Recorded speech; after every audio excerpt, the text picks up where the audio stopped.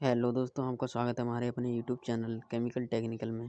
दोस्तों, आज का जो हमारा लेक्चर है, मैंने पिछले लेक्चर्स में आपके साथ बहुत सारे इम्पोर्टेंट टॉपिक डिस्कशन किए थे। जो कि आपका चैप्टर चल रहा है वो सेकंड, जो कि थर्ड चैप्टर चल रहा है अप्लाइड मैकेनिक्स में। तो आपका ये चैप्टर का लास्ट ये लेक्चर है। तो इस लेक्चर्स में हम आपके साथ फर्स्ट आपके साथ डिस्कशन करेंगे, वो कपल्स होगा जो कि बलीगुम होगा। फिर उसकी एप्लीकेशन के बारे में हम डिस्कशन करेंगे।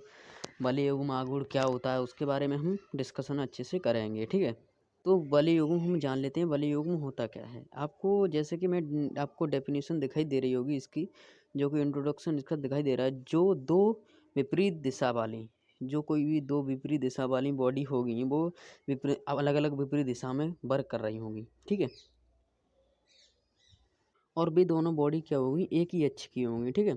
तो उसमें क्या होगा, समतलीय समांतर, ये मतलब एक ही समतल में समांतर होंगे, ठीक है। बलों को जिनकी क्रिया रेखाएं अलग अलग हों बलयुग्म कहते हैं। अब जैसे कि फिगर में आपको दिखाई दे रहा है, जैसे फिगर से आपको दिखाई दे रहा है, ये आपकी क्या है, अलग डायरेक्शन में है। ये नीचे अलग डायरेक्शन में वो मूव कर रही है, ठीक है। तो जो ये बल जो ऐसे डायरेक्शन में, ये वाली इधर जाएगी और ये वाली किधर आएगी आपकी, ये ऐसी। जैसे कि मैं आपको यहाँ पर ये फिगर्स में बताऊँ, जैसे आपको ये वाली आपकी ये आ रही है, ठीक है। अब दूसरा मैं अभी लेता हूँ, और आपकी एक, जैसे कि एक डायरेक्शन इधर आ रही है आपकी मूव करके, जैसे कि आपको एक डायरेक्शन इधर आई, ठीक है। और जो वाली डायरेक्शन आने की विपरीत दिशा में ये इसकी चल रही है, मतलब एक पीछे ये क्या बना रहे हैं, एक बल युग्म बना रहे हैं ये गोलाकार, ठीक है। तो यही डेफिनेशन है। तो इसमें क्या है, आपको बलयुग्म की भुजा आपके बारे में समझाएंगे। तो ये है आपकी डेफिनेशन की बलयुग्म की, तो आपको अच्छे से समझ आया होगा। अब बात करते हैं हम इसकी बलयुग्म की भुजा, मतलब बलयुग्म की भुजा क्या होता है। बलयुग्म की भुजा आपकी ये, जो कि बलयुग्म की भुजा होंगी वो विपरीत दिशा में है, आपकी 90 एंगल पर बनी हुई है। 90 एंगल पर दोनों ही हैं, ठीक है, जैसे कि आपको फिगर्स में दिखाई दे रहा है, ठीक है। तो इसमें क्या होगा, ये 90 एंगल पर होंगी तो साइन थीटा इजकल टू क्या होगा, थीटा इजकल टू क्या होगा, 90 होगा, ठीक है। तो साइन 90 का मान क्या हो जाएगा आपका, ए बी का जब डॉट निकालोगे, ए बी का डॉट निकालोगे साइन थीटा, तो A B equal to sine theta, तो साइन 90 का मान होगा आपका, तो आपका साइन 90 का मान क्या हो जाएगा आपका, साइन 90 का मान 1 होता है, ठीक है। साइन 90 का मान 1 होता है, तो ए बी इजकल टू आपका क्या निकल कर आएगा, ए बी इजकल टू 1 आएगा, ठीक है। तो यही आपकी जो भुजाएं दे रहा है, भुजाओं के बारे में तो वही आपके दे रहा है, ठीक है। तो ये आपको अच्छे से समझ आया, तो अच्छे से समझ आया होगा, ठीक है। अब बात करते हैं बल युग्म आगुड़। बल युग्म आगुड़ क्या है। बल युग्म आगुड़ आपको जैसे बल आगुड़ की, आपने बल आगुड़ की डेफिनेशन पढ़ोगी उसी हिसाब से बल युग्म की आगुड़ की क्या होती है, आपकी डेफिनेशन होती है, ठीक है। तो बल युग्म में एक बल का परिणाम तथा बल युग्म की भुजा के गुणनफल को क्या कहते हैं, बल युग्म आगुड़ कहते हैं। आप सिंपल से इनको, जो भी मैं आपको थोड़ा थोड़ा मैं आपको बता रहा हूँ, इससे आप क्या होगे, एक नॉलेज बनती चली जाएगी, आप एग्जाम में कुछ ना कुछ लिख दोगे, ठीक है। इससे ये छोटा शॉर्ट नोट्स, मुझे शॉर्ट नोट्स ये अच्छा लगा, तो इसलिए मैं प्रोवाइड आपको करा रहा हूँ। फिर आपको अगर डाउट एंड क्वेरी कोई भी होगी तो आप हमारे कमेंट बॉक्स में डाल सकते हो, तो हम अच्छे से आपको डेरिवेशन तरीके से अच्छे से आपको बताएंगे, ठीक है। तो ये आपको डेफिनेशन हुई इसकी। तो डेफिनेशन इसकी आपकी क्या कह रही है, आपकी यही कह रही है, जैसे कि आपको फॉर्मूले में आपको दिखाई, जैसे कि फॉर्मूला है आपका, ये फॉर्मूले में दिखाई दे रहा है M equal to F into D, ठीक है।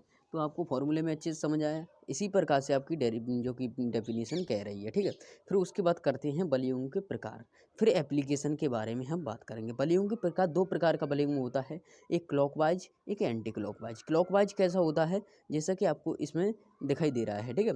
जैसा कि आपको इसमें दिखाई दे रहा है क्लॉकवाइज कैसा, कि जैसा कि आपको दोनों क्लॉकवाइज ये है आपकी, एक विपरीत डायरेक्शन में जो भी होंगे तो वो क्लॉकवाइज हो गया। एंटी सॉरी, जो कि क्लॉकवाइज कैसा है, ये देखिएगा, आपको ये आपको इधर ये जा रहा है, उसी डायरेक्शन में क्या हो रहा है, आपकी ये भी मूव कर रहा है, तो ये क्लॉकवाइज हो गया।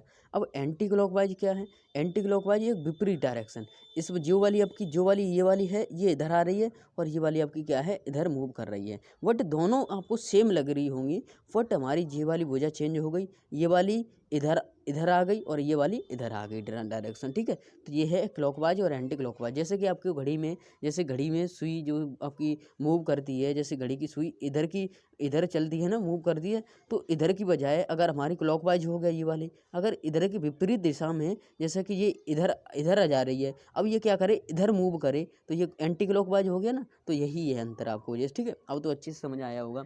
फिर उसके बाद हम बात करते हैं इसकी एप्लीकेशन, थोड़ी सी एप्लीकेशन क्या है, तो आप एप्लीकेशन के बारे में थोड़ा सा जान लीजिएगा, ठीक है। तो इसकी एप्लीकेशन थोड़ा बले योगों के बलों का बीजगणितीय योग शून्य होता है। शून्य कैसे होता है, जब हमारे विपरीत डायरेक्शन में होंगे, जब विपरीत डायरेक्शन में होंगे तो उनको जो एंगल बनेगा तो 180 बनेगा, 180 बनेगा, या क्या बनेगा, 0 बनेगा, ठीक है। फिर उसके बाद आपका क्या होगा, फिर उसके बाद आपका ये इसके लिए 0 हो जाएंगे, दोनों बल विपरीत हो जाएंगे, तो उसमें क्या होगा, एक माइनस का हो जाएगा, प्लस का हो जाएगा, तो आपका 0 हो जाएगा, ठीक है। नेक्स्ट आपका जो सेकंड टॉपिक है, बल योगों की प्रकृति। पिंड पर घूर्णन गति उत्पन्न करने की होती है। यह कभी भी सरल रेखीय गति उत्पन्न नहीं करता है। मतलब ये क्या करता है, ये कभी भी सरल रेखीय, मतलब ये कपल सी है भाई। जब युग्म बनाएगा, जब गोला बनाएगा, तो ये रेखीय गति कैसे प्रदर्शित कर देगा, आप डेफिनेशन से समझ सकते हो। ये रेखीय गति प्रदर्शित नहीं करता, एक रेखीय मार्ग में नहीं चलता है, ठीक है। ये होगी आपकी। फिर उसके बाद बात करते हैं बल युग्म के बलों की इस आगुड़ का बीजगणितीय योग किसी बिंदु के प्रत्यय बल युग्म के आगुड़ का बराबर होता है। जैसे कोई बल युग्म, जैसे कि आपकी, जैसे कि क्लॉकवाइज डायरेक्शन मैंने बताया, जो क्लॉकवाइज डायरेक्शन आपकी जो है, तो उसी हिसाब से आपकी क्लॉकवाइज डायरेक्शन में क्या कह रहा है, ये बीजगणितीय योग दोनों इक्वल टू होंगे, ठीक है। तो ये आपको अच्छे से, जो कि बीजगणितीय योग और योगफल दोनों क्या होंगे, इक्वल होंगे, ये कह रहा है इस वाले पॉइंट में।